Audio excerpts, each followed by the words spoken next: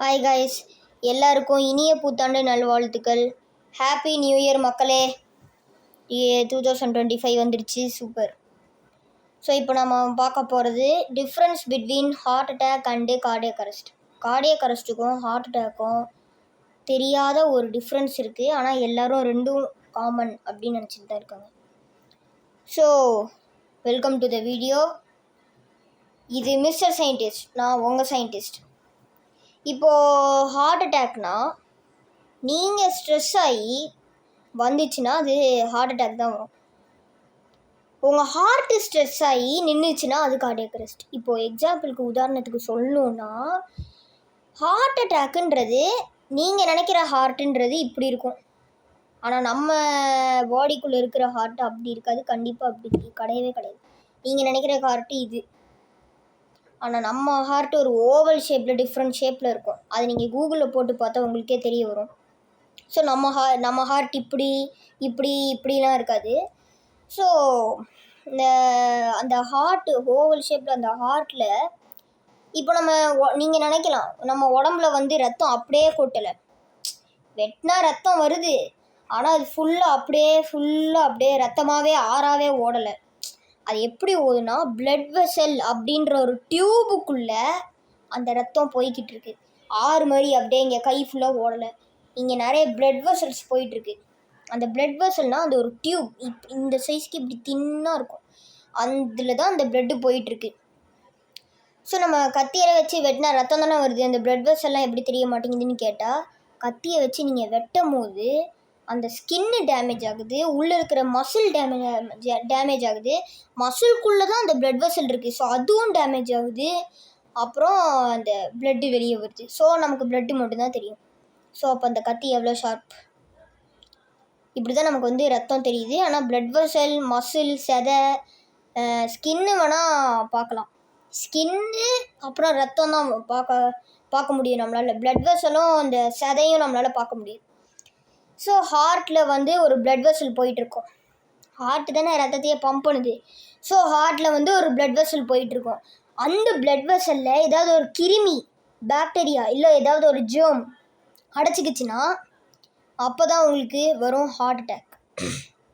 இப்போ ஹார்ட் அட்டாக்கில் apparent heart attack, slow heart attack அப்படின்னு பிடிக்கலாம் இல்லை. ஹார்ட் அட்டாக் வந்தால் டக்குன்னு வந்துடும், டக்குன்னு பிடிச்சிரும். ஆனால் அதை ஆப்ரேஷன் பண்ணி பொழைக்க வச்சுக்கலாம். கார்டியக் அரெஸ்ட்டு அதை விட கொடுமையானது. ஆனால் கார்டியக் அரெஸ்ட்டை தான் பிரிச்சிருக்காங்க apparent cardiac arrest, slow cardiac arrest அப்படின்னு. அது என்னது பாது? அப்பரண்ட்னா என்ன மீனிங்னா, சடனாக அப்படி நடக்கக்கூடியது தான் அப்பரண்ட். ஸோ அப்பரண்ட் கார்டியக் அரெஸ்ட்னால் உங்களுக்கு புரிஞ்சிருக்கும். இப்போ நான் உங்களுக்கு கார்டியக் அரெஸ்ட்னால் என்னென்னு விளக்கமாக சொல்லிடுறேன், அதுக்கப்புறம் நான் உங்களுக்கு எக்ஸ்பிளைன் பண்ணுறேன். கார்டியக் அரெஸ்ட்னால், இப்போ நான் ஹார்ட் அட்டாக் சொன்னேன், அந்த பிளட் வெசலில் கிருமி ஜேர்ம் அடைச்சி போய் வரக்கூடியது ஹார்ட் அட்டாக். கார்டியக் அரெஸ்ட்னால் நீங்கள் நிறைய ஒரு எக்ஸசைஸ் பண்ணுறது கரெக்டு தான். ஆனால் இப்போ நிறைய பேர் எக்ஸசைஸ் பண்ணி சாப்பிட்றாங்க. ஏன்னு கேட்டால், எக்ஸசைஸை ஒரு லிமிட்டுக்கு மேலே பண்ணக்கூடாது.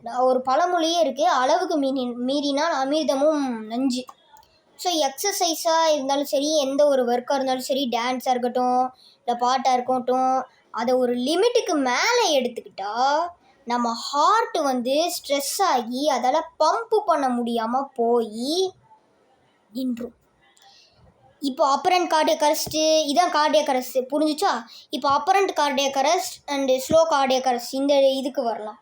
ஸோ அப்பரண்ட் கார்டியக் அரெஸ்ட் நான் சொல்லிட்டேன், சடனாக வரக்கூடியது அந்த கார்டியக் அரெஸ்ட். ஸோ இப்போ dub dub dub dub dub dub இப்படி தான் நம்ம ஹார்ட் துடிக்கும். So dub dub dub dub dub dub டீன் அப்பரண்ட் கார்டியக் அரெஸ்ட் முடிஞ்சு. ஸோ நல்லா இந்த ஹார்ட்டு அவ்வளோதான், நின்று போச்சு.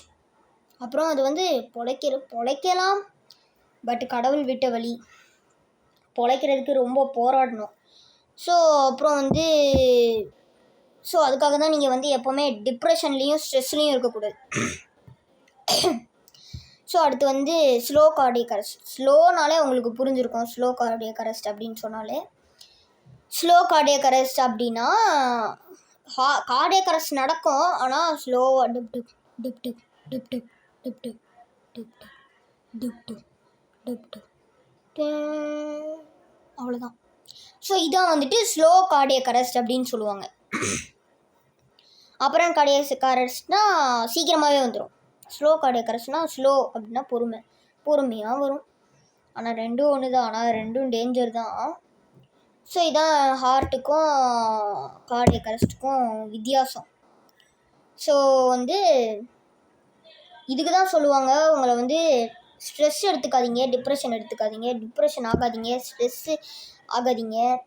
சரிப்பா, அந்த ஸ்ட்ரெஸ்ஸு டிப்ரெஷன் தவிர்க்கிறதுக்கு என்ன ஒரு சொல்யூஷன் இருக்குது அப்படின்னு கேட்டால், அது என்ன கவலையாக இருந்தாலும் சரி, நீங்கள் உங்கள் கவலையை மறந்துட்டு நல்ல ஒரு பாட்டு கேட்கலாம், அமைதியாக பாட்டு கேட்கலாம். ஆனால் அதுக்கு டான்ஸ் ஆடக்கூடாது. டான்ஸ் ஆனால் அது வந்து ஹார்ட் வந்து துடிக்குதுல்ல. ஸோ டான்ஸ் வந்து ஆடலாம், ஆனால் லைட்டாக ஸ்லோவாக ஸ்டெப்பு போடுற மாதிரி டான்ஸ் வந்து ஆடலாம். ஆனால் வந்து ரொம்ப டங்குன்னு குதிச்சா நம்ம ஹார்ட் வந்து ஸ்ட்ரெஸ் ஆகிக்கும். ஆனால் கார்டியக் அரெஸ்ட் வந்துடும்னு நான் சொல்ல வரல. டங்கு குடித்தா நம்ம ஹார்ட்டுக்கு கெடுதல் அப்படி தான் சொல்ல வரேன். ஸோ இப்போ வந்து டான்ஸ் ஆடக்கூடாது. இப்போ வந்து பாட்டு கேட்டு அந்த பாட்டை மட்டும் அமைதியாக கேட்கணும், டான்ஸ் ஆட வேணாம். அடுத்து வந்து முக்கியமானது, இது வந்து உங்கள் ஹெல்த்துக்கும் நல்லது, உங்கள் சோல்னால் என்னன்னு சொன்னால் நம்ம உயிர், அந்த உயிருக்கும் நல்லது ஒரு எக்ஸசைஸ். அது ஒரு எக்ஸசைஸ்னும் சொல்லலாம். இல்லை நிறைய முனிதர்கள் அந்த மாதிரி ஆட்கள்லாம், சித்தர்கள் அந்த மாதிரி ஆட்கள்லாம் பண்ணக்கூடிய ஒரு இது தெரிஞ்சிருக்கும், புரிஞ்சிருக்கும். மெடிடேஷன் நல்லா கேட்டுக்கோங்க. நீங்கள் நல்ல பாட்டு கேட்குறதா இருந்தாலும் சரி, நல்ல ஒரு தியானம் இப்படி கண்ணை மூடிட்டு நல்ல ஒரு மெடிடேஷன் பண்ணாலும் சரி, எதுவாக இருந்தாலும் உங்கள் கவலை, அது என்ன கவலையாக இருந்தாலும் சரி, என்ன இதுவாக இருந்தாலும் சரி, எந்த கவலையாக இருந்தாலும் சரி, அந்த கவலையை விட்டுட்டு, அந்த கவலையை மறந்துட்டு நீங்கள் நல்லா பாட்டு கேட்கலாம், நல்ல ஒரு மெடிடேஷன் தியானம் பண்ணலாம். ஆனால் அதையே ஞாபகம் வச்சுட்டு இருந்தால் அந்த டிப்ரெஷன் வந்து கூட தான் செய்யுமே தவிர குறையாது. ஸோ அந்த கவலையை மறந்துட்டு நீங்கள் நல்ல ஒரு பாட்டு கேட்கலாம், இல்லை கண்ணை மூடிட்டு நல்ல ஒரு மெடிடேஷன் பண்ணலாம். ஸோ அது வந்து எனக்கு வந்து ஒரு பெஸ்ட்டு சாய்ஸ்ன்னு நினைக்கிறேன். ஒரு நல்ல பாட்டு கேட்குறது வந்து டிப்ரெஷன் மற்றும் ஸ்ட்ரெஸ்ஸை தான் வந்து குறைக்கும். இன்னும் நல்ல ஒரு மெடிடேஷன் வந்து உங்களுக்கு ஹார்ட் அட்டாக் மற்றும் கார்டியக் அரெஸ்ட்டே வந்தால் கூட, லைட்டாக நீங்கள் தியானம் பண்ணிகிட்டு இருக்கும் போது வந்தால் கூட வந்துட்டு போயிடும் என்று சொல்லப்படுகிறது. ஸோ மெடிடேஷன் தான் எனக்கு தெரிஞ்சு பெஸ்ட்டு சாய்ஸ். அந்த இப்படிப்பட்ட ஒரு கொடூரமான ஹார்ட் அட்டாக் மற்றும் கார்டியக் அரெஸ்ட்டே அது தவிர்க்குதுன்னா, இப்போ மெடிடேஷனுக்கு என்ன பவர்? முனிதர்கள் சித்தர்கள் பண்ணுறாங்கன்னா அப்போ அதுக்கு என்ன பவர்? அந்த பவரை தெரிஞ்சு தான் அவங்களே பண்ணுறாங்க. ஸோ அப்போ அதுக்கு என்ன பவர் இருக்கணும்? ஸோ எனக்கு தெரிஞ்ச மெடிடேஷன் தான் ஒரு பெஸ்ட்டு சாய்ஸ்.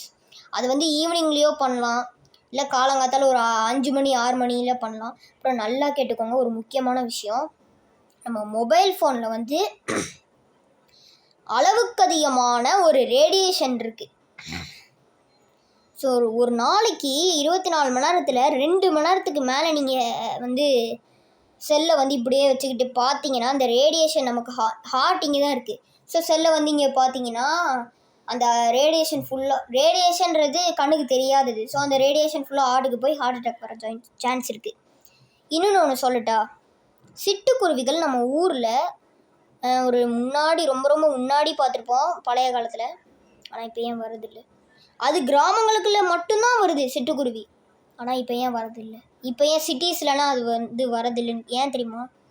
ஏன்னா நம்ம மொபைல் ஃபோனில் வச்சுருக்கிற ரேடியேஷன் மற்றும் நம்ம யூஸ் பண்ணுற ஃபேக்டரிஸ், மிஷின்ஸு, என்ன மிஷினாக இருந்தாலும் சரி, ஃபேக்ட்ரிஸு, கம்ப்யூட்டர்ஸு, அது இது எல்லாமே ரேடியேஷன் தான்.